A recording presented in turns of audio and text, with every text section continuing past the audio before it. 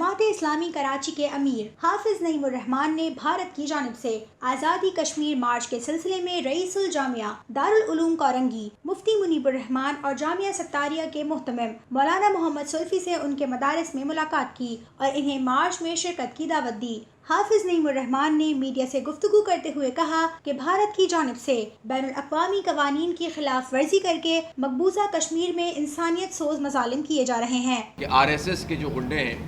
وہ اب باقاعدہ تعینات کیے جا رہے ہیں تاکہ وہ جتنے چاہیں مظالم کریں اور کشمیری مسلمان جو ہے وہ مزید پیچھے کی طرف چلے جائیں۔ 17 دن 18 دن ہو گئے ہیں، کرفیو لگا ہوا ہے اور کھانے پینے کی اشیاء لوگوں تک نہیں پہنچ رہی۔ پوری دنیا سے کشمیر کا مواصلاتی رابطہ انہوں نے توڑا ہوا ہے اور ہوتا یہ ہے کہ وہ سرچ آپریشن کے نام پر بے تحاشا مظالم کرتے ہیں اور ماؤں بہنوں کے ساتھ کی بے حرمتی کرتے ہیں، پیلٹ گنوں سے فائرنگ کرتے ہیں۔ لیکن ہم سلام پیش کرتے ہیں کشمیریوں کو کہ انہوں نے پھر بھی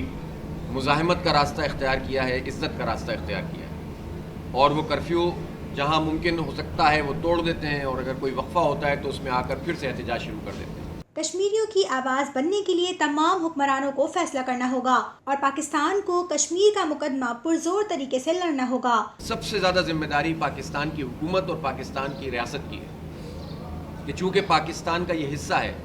ابھی انہوں نے پانی چھوڑا ہے تو ہماری فصلیں کھڑی کی کھڑی ہزاروں ایکڑ کی تباہ ہو گئی ہیں۔ وہ جب چاہتے ہیں پانی کم ہوتا ہے تو پانی روک لیتے ہیں، جب چاہتے ہیں چھوڑ دیتے ہیں۔ یہ تو ہمارا مادی مسئلہ ہے، فصلوں کا مسئلہ ہے، لیکن سب سے بڑھ کر ہمارا ایمانی مسئلہ ہے۔ اور کشمیر کو قائد اعظم رحمۃ اللہ علیہ نے پاکستان کی شہرک کہا تھا تو اسی لیے کہا تھا کہ شہرک ہی میں تو سب کچھ ہوتا ہے۔ تو اس شہرک کا تحفظ کرنا تو ہماری بحیثیت ریاست ذمہ داری ہے اور بحیثیت قوم ذمہ داری ہے۔ ایک ایسے نازک موقع پر کہ جب ان کے اوپر بالکل حملہ کر دیا گیا ہے اور بین الاقوامی قوانین کی دھجیاں اڑا دی گئی ہیں اور اقوام متحدہ کی قراردادوں کو بھارت نے ایک طرف رکھ دیا ہے، تو اب ہم یہ چاہتے ہیں کہ ہمارے ادارے، ہماری ریاست اور ہماری حکومت آگے بڑھے اور کشمیریوں کو آزادی دلانے میں اپنا حتمی رول ادا کرے۔ مفتی منیب الرحمان نے کہا کہ افسوس کی بات 70 سال گزر گئے لیکن آج تک کشمیر کا مسئلہ حل نہیں ہو سکا۔ میرے علم میں نہیں ہے کہ 17 دن تک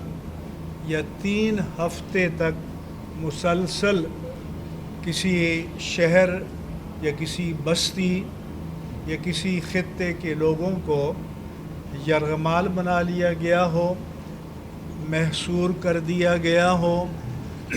اور کرفیو میں رکھا گیا ہو۔ یہ اتنا جبر ہے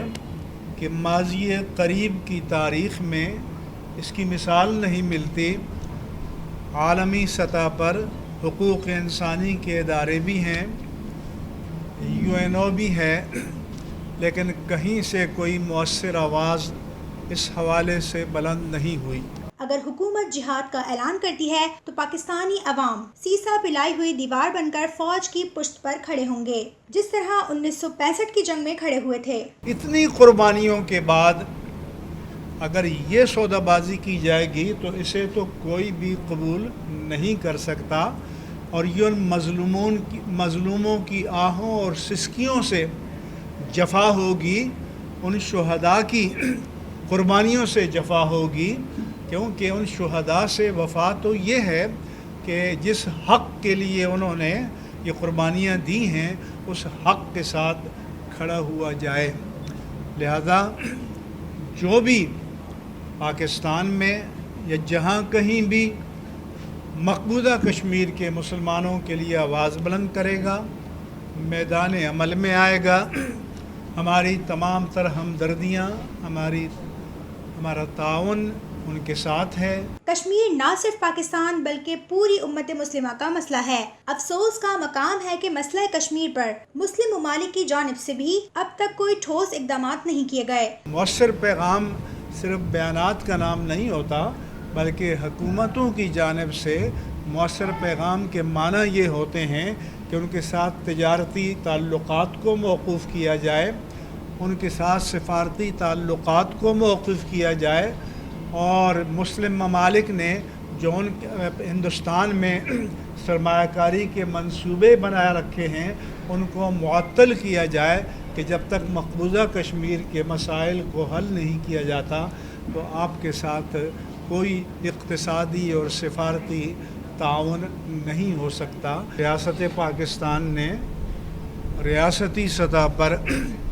کھلا اعلان کیا ہے کہ انڈیا سے تجارت کو ہم نے معطل کر دیا ہے اور موقوف کر دیا ہے۔ اس کے باوجود اگر ہماری مارکیٹوں میں انڈیا کا مال بک رہا ہے تو وہ ریاستی ادارے جو اس کو کنٹرول کرنے کے ذمہ دار ہیں ان سے سوال ہونا چاہیے، سوال کیا جانا چاہیے، اور یہ ایک جائز سوال ہے اور ان کو آ کر اپنی پوزیشن کی وضاحت کرنی چاہیے۔